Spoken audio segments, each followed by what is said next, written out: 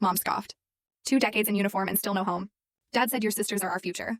Then a chopper touched down. They called me a ghost for 20 years. Invisible, unheard. But what happens when that ghost decides to stop haunting the shadows and starts tearing down the very foundations they built their lies upon? The sun was barely kissing Yale's historic stone walls, burning through the morning mist, when I slipped into my seat at the back. Graduation banners fluttered in the spring breeze, and the brass band's fanfare cut through the excited murmurs of parents, trustees, and deans in their tailored suits. I was invisible here. I'd come to expect it. I hadn't told anyone I was coming back from Colorado, and I certainly hadn't mentioned my promotion. It wouldn't have mattered. Not to them. On stage, my younger sister Sophie stood radiant in her crimson honor sash, blonde curls bouncing as she laughed into a professor's hug. The perfect daughter. The golden child. Her name, bold and shining, was on every program. Sophie Heil, magna cum laude, the future of global finance. I glanced at the program folded neatly in my lap. My own name? Nowhere. Claire Morgan. Invisible. She looks radiant.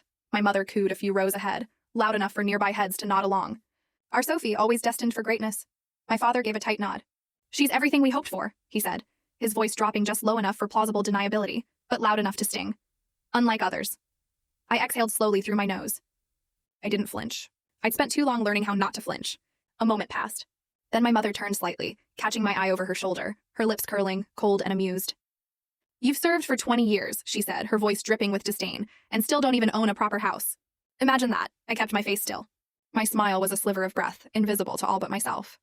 Ghosts don't need houses, I thought.